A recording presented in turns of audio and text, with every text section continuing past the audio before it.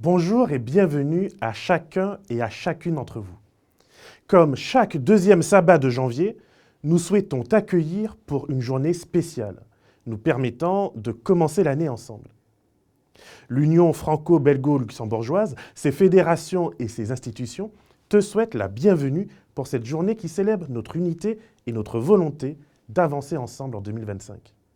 Le sabbat de l'Union est une opportunité de nous rappeler que nous faisons partie d'une Église mondiale avec une mission commune. L'amour du Christ nous presse à annoncer la bonne nouvelle de son prochain retour. Nous venons de conclure une année 2024 marquée par la célébration de la mission sur notre territoire européen. En effet, c'était en 1874 que le missionnaire et prédicateur John Andrews décida de quitter les États-Unis pour se rendre en Suisse. Il l'a fait afin d'y annoncer le retour de notre Seigneur et Sauveur Jésus-Christ. Ce centenaire a suscité pour nous des émotions parfois contradictoires. D'un côté, nous pouvons voir le chemin parcouru par l'évangile du prochain retour de Jésus. De quelques milliers d'adventistes, nous voilà devenus 22 millions, avec l'un des plus robustes réseaux de santé chrétiens dans le monde. Un système d'éducation à la pointe qui forme des esprits et des cœurs au service de nos sociétés. À travers vents et marées, notre Église continue à puiser sa force et son inspiration dans le message d'un Dieu qui nous a tant aimés qu'il s'est donné, qu'il s'est livré dans ce qu'il avait de plus précieux pour nous réconcilier à lui. Oui, nous pouvons dire que Dieu a veillé sur son Église. Oui, nous pouvons dire que Dieu a béni le travail missionnaire qui a été commencé dans une petite maison de Tramelan, en Suisse. Plusieurs d'entre nous, nous devons notre présence ce matin à ce petit travail, dans l'ombre, d'un homme qui a dû donner de sa personne pour que l'Europe reçoive ce message adventiste.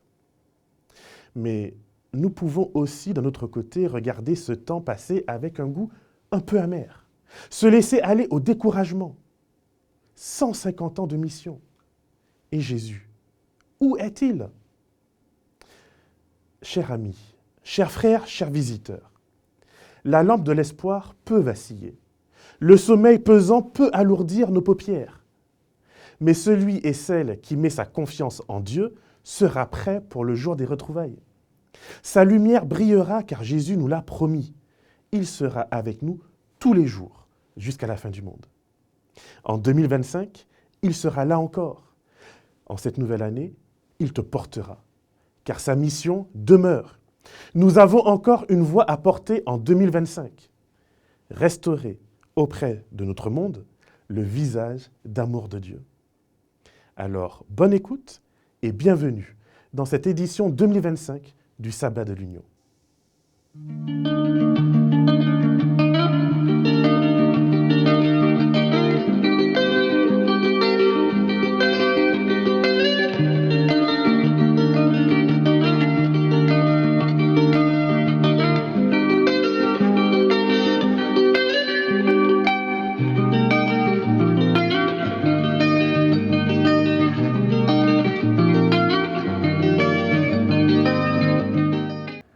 C'est parce qu'il y a des gens comme vous qui ont pris la mission au sérieux que non seulement je suis devenu croyant, mais que je me suis engagé moi-même au service de Dieu.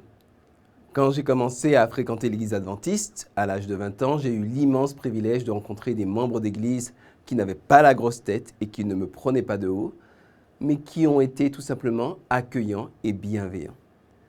Certains ont même pris le soin de m'enseigner la Bible avec simplicité, avec clarté, et surtout avec sincérité. Ce qui a d'ailleurs vraiment touché mon cœur et qui a emmené sur le chemin de cette immense révolution de vie qui est la conversion, c'est de voir des gens qui aimaient Dieu, vraiment. Pas des gens parfaits, pas des gens sans péché, pas des gens sans histoire, pas des superman, pas des superwoman, mais des gens tout simples auxquels j'ai pu m'identifier.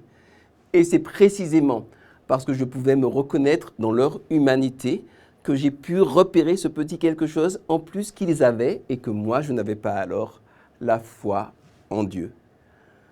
Alors mon cœur s'est ouvert de plus en plus et mon esprit aussi. Et c'est ainsi qu'un beau jour, j'ai pu déceler la présence pleine de tact et de délicatesse de Dieu dans ma vie.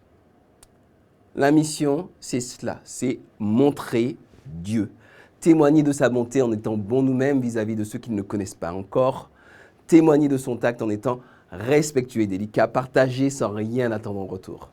Cela change des vies, cela a changé ma vie, mais il y a encore énormément d'enfants de Dieu qui ne connaissent pas encore leur Père céleste. Ne nous laissons pas intimider par le climat anti-religieux ou complexés par qui que ce soit.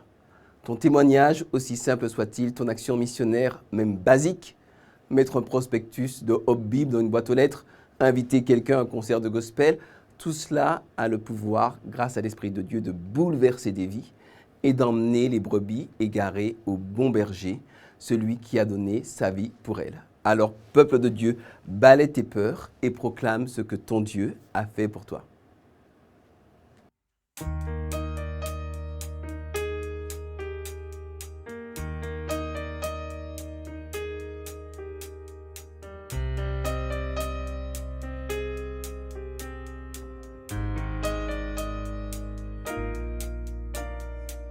Smiles always fade, tears never shed, those never say, so much regret, those never shed, hidden away, hearts always dreamed, love never dead, it makes you breathe, Makes you laugh, it makes you laugh, makes you feel. it makes you feel, but he's your life, he's not away. It's not a far. Is not a far.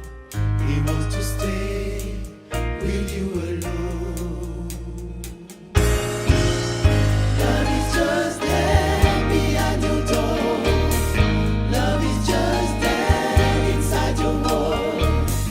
Breaking down the years of silence. Breaking through your safety distance. Will you ever open the door? Will you ever open the gate and let the raging river run through? Show your love, break like the sky, Behind the star, behind the stars, deep like the well, deep like the well of living water, waiting for you, waiting for you, waiting for me, waiting for me to let him heal, let it be, to let him out, to let it out, to help you love. let your love. The Lord is there, The Lord is there. it is God, It is God. It is His name. love never died, Never He die. died for you, He died for you. He always gives, Always because He lives. Love is just there behind your door. Love is just there, Love is just there inside your world. breaking down the years, Breaking down the years of silence. breaking through. Breaking through your safety distance. Will you ever open the door? Will you ever Open the gate. and let it rage in? Let the raging river run through. You got to, Show your love, you got to show your love. show your love, You got to show your love. You got to show your love. Show your love.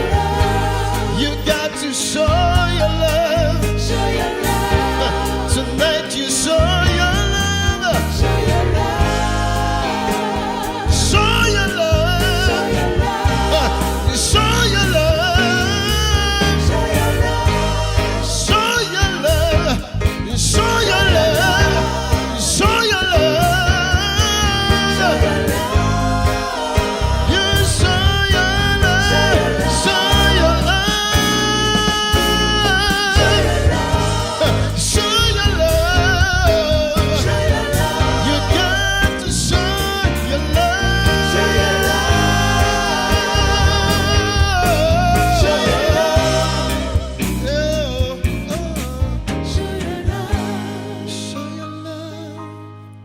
Show your love, You got to show your love. show your love, Show your love. show your love. Show your love.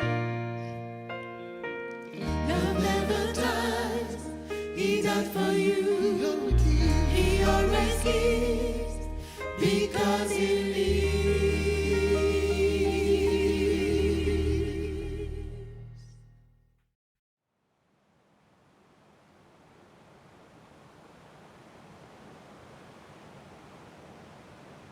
Je m'appelle Mihai Tomescu. Je suis né en Roumanie en 1980 à Ploiești. Et j'ai passé la plupart de mon enfance entre les deux villages, le village de mon papa et le village de ma maman, où j'ai adoré passer mes vacances. La famille de mon papa, c'était une famille forte religieuse, dans la religion orthodoxe. Donc en Roumanie, la religion qui domine, c'est la religion orthodoxe. Et tout le temps, quand j'étais en vacances là-bas, j'allais avec mes tantes, ma grand-mère et mes cousins à l'église le dimanche. Donc ce n'était pas quelque chose très impliqué, mais bon, je devais aller parce que ma grand-mère allait et mes tantes aussi. Mais quand j'avais 18-19 ans, j'ai commencé à sentir que aller à l'église pour embrasser les images et s'agenouiller devant les icônes, ce n'était pas quelque chose de correct. J'ai commencé à avoir ces sentiments parce que pendant mon enfance, sur le mur de la chambre de ma grand-mère, je voyais des versets bibliques. À ce moment-là, moi, je ne comprenais pas, je ne savais pas qu'elle était d'une autre religion. Et donc, j'ai grandi en voyant ces versets bibliques sur le mur. Le moment où j'ai commencé à réaliser que aller à l'église orthodoxe, ce n'était pas la meilleure chose, je sentais que Dieu, il avait quelque chose de mieux. Il y avait quelque chose d'autre que la religion à laquelle j'assistais de temps en temps. En 1998, j'ai travaillé dans une couturerie où une de mes collègues était évangélique. Donc je savais qu'elle allait à une autre église. Et un jour, je lui ai posé la question si elle pouvait me donner une Bible, parce que j'avais envie de connaître un peu plus de la Bible. Et elle me dit « Ah oui, pourquoi ?» Je dis « Je ne sais pas, j'ai cette envie de lire la Bible. » Alors elle m'a amené une Bible et je commençais à lire, chose qui m'a fait changer un petit peu de mentalité. Un jour, je retournais du centre-ville à la maison et il y avait 3 de mes voisines qui étaient en train de nettoyer l'église qui se trouvait au bout de la rue. Et elles me disent « Ah Mihai, tu ne veux pas venir nous aider à nettoyer l'église parce que on sait que tu es un garçon tranquille, nous on est des pêcheuses, tu sais, on se sent un petit peu mal d'aller derrière dans le lieu saint pour nettoyer. » Alors je dis « Ok ». Je suis allé pour les aider. Mais le moment d'entrer dans l'église, j'ai commencé à les aider, j'ai eu un sentiment très bizarre, comme si ma place n'était pas là. Quelques mois plus tard, en 2000, je suis parti de Roumanie vers la Belgique. Je suis resté un mois avec un cousin en Allemagne et le jour était arrivé de venir en Belgique. Il m'a ramené jusqu'à Bruxelles et là, un autre cousin, il m'a accueilli. Il m'a dit « Ah, tu vas aller vivre avec un de mes amis. » On va aller chez son ami, on sonne à la porte et ses collègues d'appartement disent « Ah, il n'est pas là, il est à l'église. » Moi, je me dis « Tiens, à l'église aujourd'hui, c'était un jour de sabbat. » Donc je me disais « C'est quoi cette église qui va le samedi, qui se réunit le samedi ?» Enfin, après avoir fait un tour au centre-ville, on est retourné et le garçon, il était dans son appartement. Alors j'ai déballé mes affaires, j'ai arrangé, puis je me suis assis à table. Et il y avait quelque chose en moi qui me disait que là, c'était le moment. C'était quelque chose de spécial. Je ne savais pas encore quoi, mais je savais qu'il y avait quelque chose de spécial. Et donc, je lui ai dit, écoute, je voudrais te poser une question. Et lui, il me dit, moi aussi je voudrais te poser une question, mais vas-y, toi d'abord.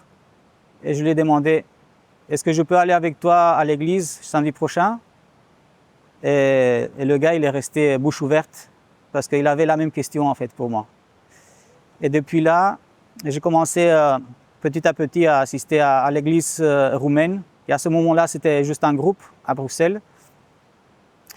Et avec l'aide de Gabriel et encore un frère qui s'appelle Titel, on a commencé à faire des études bibliques. Et petit à petit, mes questions commençaient à avoir des réponses. Et peu de temps après, j'avais pris la décision de prendre des études bibliques pour me baptiser. Et ça s'est passé après avoir connu mon épouse, Nidia. J'ai commencé à prendre des études bibliques avec ma belle-mère et avec un des anciens de l'église hispanophone à Bruxelles. Et ils étaient étonnés parce que pour moi, c'était leçon donnée, leçon acceptée. Donc au bout de quelques mois, j'étais prêt à me baptiser. Donc en septembre de l'année 2001, j'étais baptisé. Et depuis lors, j'ai commencé à développer ma foi et aussi développer des autres talents que je ne savais pas que j'avais jusqu'à ce moment-là. J'ai appris à chanter et en 2010, j'ai enregistré mon premier CD avec des chansons, la plupart des chansons composées par moi-même. Et aussi à ce moment-là, j'ai commencé à avoir une approche pour le multimédia, la technique. Et pour l'instant, je sers dans l'église hispanophone et dans notre fédération belgo-luxembourgeoise au niveau de la technique et du multimédia. Et j'espère que le chemin ne va pas s'arrêter là, parce que je suis prêt à donner tout ce que j'ai, tout ce que je sais, avec mes défauts et mes imperfections, pour le Seigneur.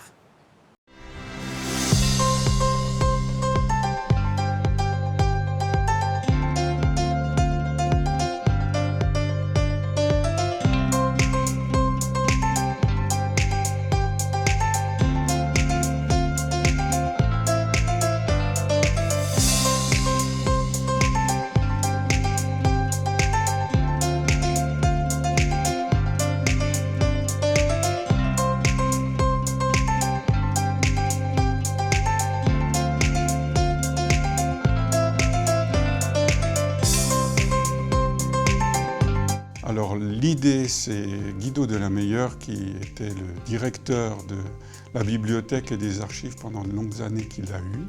Il m'a présenté ce projet, il a commencé à construire le musée et puis après il a pris sa retraite et je me suis décidé à prendre sa suite parce que je trouvais que c'était si important d'avoir ce musée. Donc pendant le Covid, je me suis confiné dans les locaux pour finir le musée et le reprendre de A jusqu'à Z.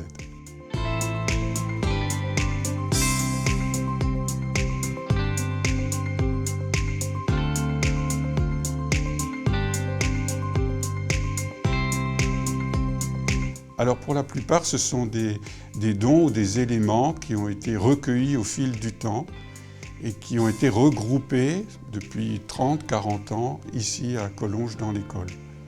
Il y a des donations personnelles et parfois ce sont des objets qui sont recueillis et gardés précieusement ici dans les locaux des archives.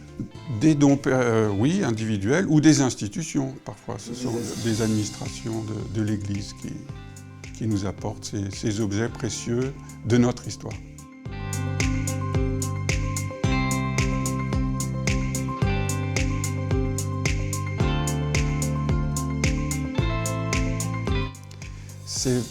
Il y a une première pièce qui raconte l'histoire de l'Église adventiste, sa naissance aux États-Unis, avec William Miller, nos pionniers, les frères et sœurs White, etc. Une seconde pièce qui présente comment le message adventiste est arrivé en Europe, dans les pas de Michael Bélina Tchaïkovski, et la première église adventiste en Europe, de Tramelan. Une pièce suivante qui raconte l'histoire de Jane Andrews, le premier missionnaire officiel qui a été envoyé par la Conférence générale il y a 150 ans ici en Europe pour s'occuper de l'administration des premiers adventistes. Et puis il y a là sa bibliothèque personnelle, c'est le décor qui m'entoure ici, son harmonium, derrière moi une vitrine avec par exemple des manuscrits de ses articles de signes des temps. Il y a ensuite un espace qui est dédié au premier sanatorium, celui du Léman qui s'est développé à la Linière. Et enfin une dernière pièce qui raconte l'histoire de Collonges, qui est apparue en 1893 et qui est la première école de formation pastorale en Europe. Donc le récit, comment cette institution s'est développée, jusqu'à arriver à la Deuxième Guerre mondiale avec la formidable aventure de Jean Weiner et tout ce qui s'est passé sur ce campus pendant la Deuxième Guerre mondiale. Donc ça retrace l'histoire de notre Église ici en Europe de 1844 à 1944, 100 ans.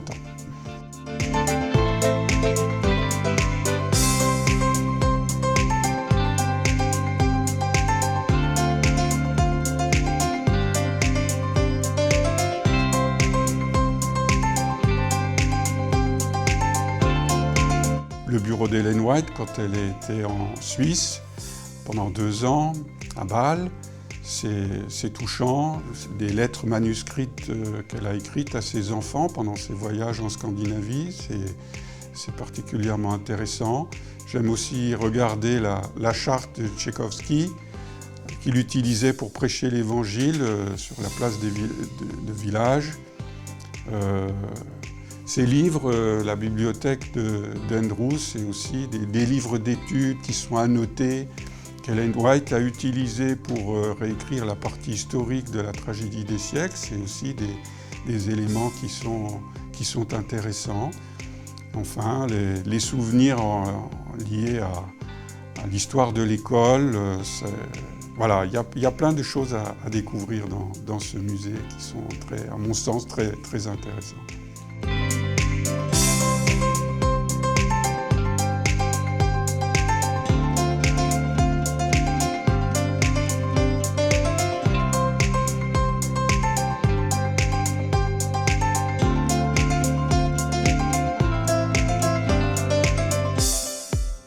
Au départ, le sentiment que c'était si important d'avoir ce musée, de sortir ces trésors des cartons et de le partager avec le monde. Et je ne suis pas du tout un historien, mais je me suis lancé là-dedans et je me suis passionné finalement pour l'histoire et j'ai eu beaucoup de plaisir à le mettre en forme et aujourd'hui à le partager avec tous les visiteurs de ce musée.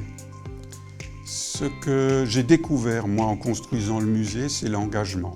L'engagement de nos pionniers dans leur vie, ils donnaient tout ce qu'ils avaient, leur vision aussi. Ils voyaient loin, ils voyaient grand. Quand ils ont acheté le campus de Collonges, ils ont acheté 2 hôtels, 20 hectares. Ils avaient peu de moyens, bien moins de moyens que nous aujourd'hui. Mais leur vision était, ils prêchaient le retour de Jésus pour demain, mais avec une vision et un engagement total. Ça je trouve très, très touchant. Oui, c'est étonnant de voir que les débuts ont été si modestes et qu'en un peu plus d'1 siècle, il y a des millions d'adventistes de par le monde. Ils étaient si peu nombreux en Europe, c'est un petit groupe, c'est une église de maison. En 1864, quand Tchaïkovski arrive ici, et puis aujourd'hui, il y a des milliers d'adventistes. Donc voilà, l'Église adventiste est un mouvement, et ce que l'étude de notre histoire est si belle à faire ce constat de comment ça s'est développé et comment ça a progressé avec l'engagement personnel de chacun.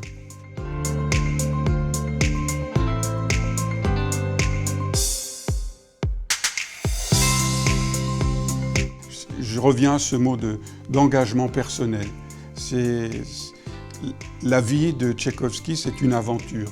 Celle d'Alfred Vaucher, un théologien, c'est aussi une aventure.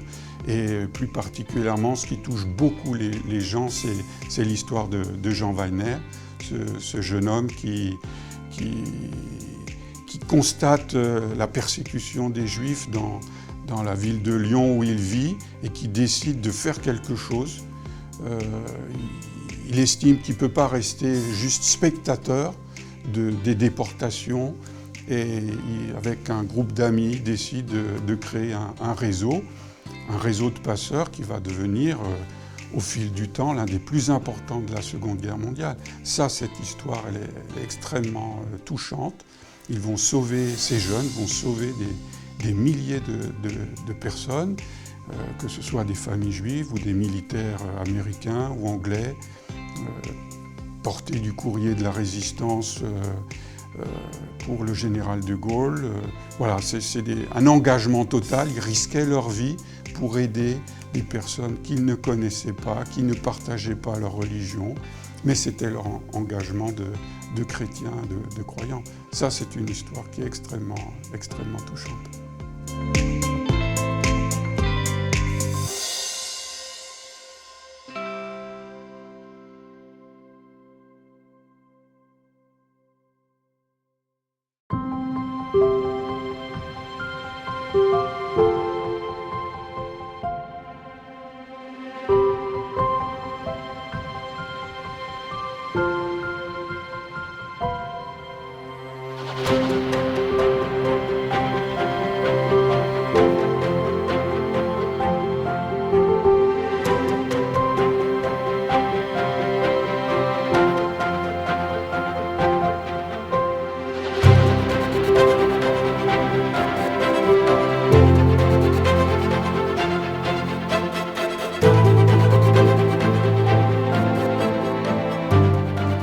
J'ai entre mes mains le premier numéro de la revue Signe des temps en français. Cette revue qui a pour but principal de diffuser l'espérance de l'Évangile auprès de nos contemporains. Elle est un des premiers périodiques adventistes publiés en Europe. Aujourd'hui, c'est une des publications régulières en langue française les plus anciennes, toutes publications confondues, avec le propos d'être toujours un outil important de la mission. Nous avons là un très précieux héritage historique. Lors de son séjour en Suisse en 1874, John Andrews, le premier missionnaire officiel adventiste, a fait face à des défis financiers importants. Pour subvenir à ses besoins et à ceux de sa famille, ainsi que pour soutenir le travail missionnaire, il a utilisé une partie importante de ses fonds propres. Une anecdote bien connue est qu'il a vendu sa collection personnelle de livres pour financer la publication du journal Les Signes des Temps. Cela démontre son dévouement envers la mission autant que son esprit de sacrifice personnel. Andrews avait une sorte de motto. Nous sommes des missionnaires chez nous et nous sommes des missionnaires à l'étranger. Nous devons être des missionnaires pour Dieu où que nous soyons. Nous célébrons en ce moment les 150 ans de la mission en Europe. Et la mission est véritablement au cœur de l'ADN de notre Église. En célébrant cet héritage, nous proclamons aussi la continuité de notre propre engagement. Assumer cet héritage signifie comprendre que la mission ne s'arrête jamais. Le travail de ceux qui nous ont précédés est comme une course de relais, où nous recevons le témoignage pour le porter, puis le passer à notre tour. Cet engagement ne se limite pas aux actions missionnaires à l'étranger. Il inclut aussi notre témoignage au sein de nos propres communautés, de nos familles et dans notre vie quotidienne. C'est pour tout dire, répondre à l'appel à faire la différence là où nous sommes. Oui, Jésus l'a exprimé ainsi en Matthieu 5, versets 17 à 19. C'est vous qui êtes le sel de la terre. Mais si le sel devient fade, avec quoi le salera-t-on? Il n'est plus bon qu'à être jeté dehors et foulé aux pieds par les gens. C'est vous qui êtes la lumière du monde. Une ville située sur une montagne ne peut être cachée. On n'allume pas une lampe pour la mettre sur le boisseau, mais on la met sur le porte-lampe. Elle brille pour tous ceux qui sont dans la maison. Que votre lumière brille ainsi que devant les gens, afin qu'ils voient vos belles œuvres et glorifient votre Père qui est dans les cieux. La simple idée que nous, les chrétiens, puissions exercer une influence saine dans le monde devrait nous surprendre. Quelle influence puis-je exercer dans ce monde violent et agressif ? Quel bien durable puis-je apporter à ceux qui pleurent ou à ceux qui essayent de faire la paix et non la guerre ? Ne sommes-nous pas trop fragiles pour réussir à réaliser quelque chose, surtout en étant tellement minoritaires ? Oui, Jésus ne partageait pas ce scepticisme. Bien au contraire. Il sait que le monde, sans aucun doute, persécutera l'Église, mais surtout, il savait de son importance pour ce même monde. Donc, au contraire, l'Église et ses disciples sont appelés à servir ce monde qu'il haït.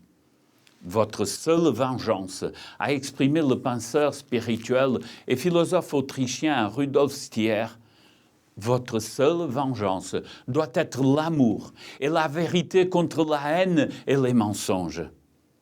Aussi incroyable que cela puisse paraître, Jésus s'est adressé à ce groupe de paysans palestiniens, les appelant le sel de la terre et la lumière du monde, en raison de l'ampleur de l'influence qu'ils auraient au bout du compte. Il est remarquable que dans cet évangile, le plus juif des quatre, il y a un tel universalisme du pouvoir de bienfaisance accordé aux disciples du Christ. Selon Ellen White, le moment est venu où nous devons nous attendre à ce que le Seigneur accomplisse de grandes choses pour nous. Nos efforts ne doivent pas faiblir ni se relâcher. Afin de définir la nature de leur influence, Jésus a eu recours à deux métaphores domestiques. Le sel et la lumière sont une utilité quotidienne incontournable. Plusieurs commentateurs citent le proverbe de Pline l'Ancien, auteur du 1er siècle de notre ère, selon lequel rien n'est plus utile que le sel et le soleil. La vérité fondamentale derrière ces métaphores communes aux deux, c'est que l'Église et le monde sont des communautés distinctes. D'un côté, il y a la terre. De l'autre, vous qui êtes le sel de la terre. D'un côté, il y a le monde. De l'autre côté, vous qui êtes la lumière du monde. Certes, les deux communautés, eux et vous, sont en relation l'une avec l'autre, mais cette relation dépend de leurs différences, le négatif et le positif, fade et savoureux, ténèbres et lumière. Il est important de le déclarer aujourd'hui, à une époque où il est théologiquement à la mode d'obscurcir les frontières entre l'Église et le monde. Le simple mot « le monde » dans ce contexte fait même grincer les dents. De plus, les métaphores nous apprennent quelque chose sur les deux communautés. Le monde est manifestement un lieu sombre, avec peu ou pas de lumière propre, car il a besoin d'une source de lumière externe pour l'éclairer. Certes, il parle toujours de son illumination, mais en réalité, d'une grande partie de sa prétendue lumière n'est que ténèbres. Le monde manifeste également une tendance constante à la dégradation. L'idée n'est pas que le monde est insipide et que les chrétiens le rendent plus agréable, mais que le monde est en train de se dégrader. Il ne peut pas empêcher sa propre détérioration. Seul le sel, lorsqu'il est introduit de l'extérieur, peut le faire. L'Église, quant à elle, a été placée dans le monde pour jouer un double rôle, en tant que sel, pour interrompre ou au moins ralentir le processus de corruption sociale, et en tant que lumière, pour dissiper les ténèbres. Il y a une volonté de faire la différence institutionnellement, par exemple à travers l'œuvre des antennes d'Adra ou la présence du food truck, que ce soit en France ou en Belgique, ainsi que par les distributions alimentaires. Mais ce qui est encore plus impactant, c'est l'engagement individuel, selon la sphère d'action de chacun. Comme ce charpentier qui consacre un mercredi après-midi avec son fils de 11 ans pour faire des réparations chez les voisins qui ne peuvent pas payer. Ou ce médecin qui s'engage une matinée par semaine au temple pour consulter et donner des conseils aux voisins. C'est être sel, c'est être lumière. Lorsque nous examinons plus en détail les deux métaphores, nous voyons qu'elles ont été délibérément formulées pour être comparées l'une à l'autre. Dans les deux cas, Jésus fait d'abord une déclaration. Vous êtes le sel de la terre. Vous êtes la lumière du monde. Ensuite, il ajoute une sorte de complément, la condition dont dépend la déclaration. Le sel ne sert à rien s'il perd sa salinité. La lumière devient inutile si elle est cachée. En tant que disciples de Jésus, nous ne devons pas cacher la vérité que nous connaissons, ni la vérité de ce que nous sommes. Nous ne devons pas prétendre être différents, mais nous devons souhaiter que notre christianisme prenne toute sa puissance, toute sa beauté et son utilité quand il produit des effets visibles autour de nous. Quelqu'un a écrit que se réfugier dans l'invisible est un reniement de l'appel. Une communauté de Jésus qui se cache a cessé de le suivre. Au contraire, nous devons être des chrétiens authentiques, vivant ouvertement sans avoir honte du Christ. De cette manière, ils loueront la lumière et non la lampe qui la transmet. Ils glorifieront notre Père qui est dans les cieux et non les enfants qu'il a engendrés et qui portent les traits de sa famille. Lorsque nous réunissons l'affirmation et la condition de chaque métaphore, notre responsabilité devient évidente. Chaque affirmation commence en grec par le pronom personnel « vous », ce qui revient à dire « vous » et vous seul êtes le sel de la terre et la lumière du monde. Et donc, la condition suit avec la logique implacable. Vous ne pouvez tout simplement pas échouer envers le monde que vous êtes appelé à servir. Vous devez être ce que vous êtes. Vous êtes le sel et donc vous devez conserver votre salinité et ne pas perdre votre saveur chrétienne. Vous êtes la lumière et donc vous devez laisser votre lumière briller et ne pas la cacher de quelque manière que ce soit par le péché, le compromis, la paresse ou même la peur. Avons-nous perdu notre confiance dans le pouvoir de l'évangile du Christ? Alors, écoutons Luther. Avec la simple parole du Christ, je peux être plus fier et plus orgueilleux qu'avec tout leur pouvoir, leur épée et leurs armes. Ainsi, malgré tout, nous ne sommes pas sans défense et impuissants. Nous avons Jésus-Christ, son évangile, ses idéaux, sa puissance. Et Jésus-Christ est tout le sel et toute la lumière dont le monde ténébreux et sans saveur a besoin. Mais nous devons savoir le sel en nous-mêmes et laisser notre lumière briller. À l'approche de la fin, les témoignages des serviteurs de Dieu deviendront plus fermes et plus puissants, dit Ellen White. Mais pour cela, nous devons être déterminés à créer un espace sûr autour de nous, dans nos foyers, nos églises, un espace où les gens puissent sentir que, même s'ils ne possèdent pas les codes de nos communautés, ils sont les bienvenus, tels qu'ils sont, mais aussi pour progresser dans leur connaissance spirituelle avec le Christ, déterminés à écouter ce que les autres ont à dire, puisque nous pouvons apprendre d'eux aussi. Déterminés à construire une relation de confiance et des rapports interpersonnels qui les convaincront que Dieu les aime et qu'ils ne sont pas seuls, car en chaque chrétien adventiste, ils ont un ou une amie, un frère ou une sœur qui est là pour faire rayonner l'espérance. C'est ainsi que nous serons nous-mêmes bénis. La véritable béatitude se trouve dans la bonté et nulle part ailleurs. C'est ainsi que le monde sera mieux servi. Jésus offre à ses disciples l'immense privilège d'être le sel et la lumière du monde. C'est ainsi que Dieu sera glorifié. Au début de son ministère, Jésus dit à ses disciples que s'ils laissent leur lumière briller de manière à ce que leurs œuvres soient vues, leur Père, dans les cieux, sera glorifié.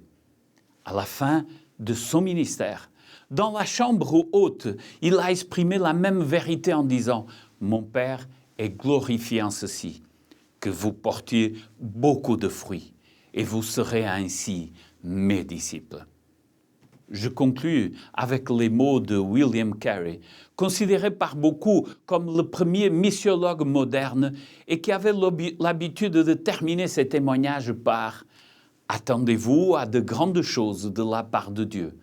Entreprenez de grandes choses pour Dieu. » C'est le grand avantage d'une vie honnête et semblable à celle du Christ. Elle produit des bénédictions pour nous-mêmes, le salut pour les autres et enfin la gloire pour Dieu. «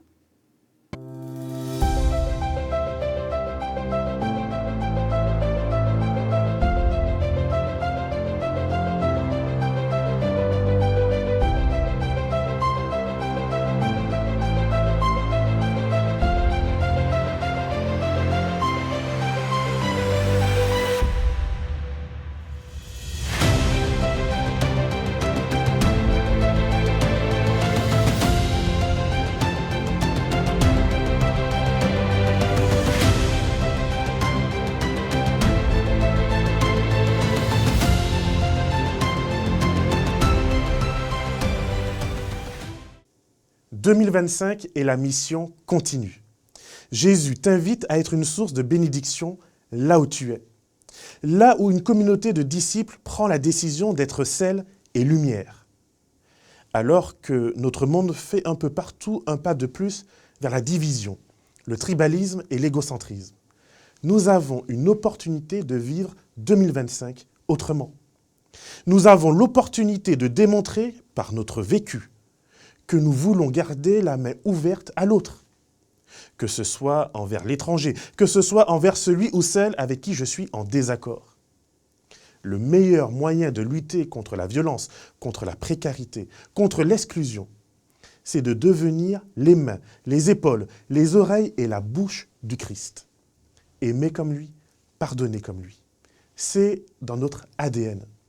Nous ne prêchons pas seulement le retour de Jésus avec des mots, mais cette année 2025 est l'occasion pour toi de t'engager.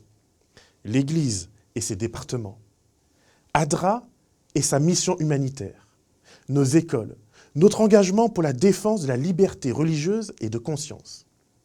Quel que soit ton appel, quel que soit ton don, il y a une place pour toi. Que le Seigneur te garde, qu'il te bénisse et qu'il fasse de chacun de nous une source de bénédiction pour l'éternité.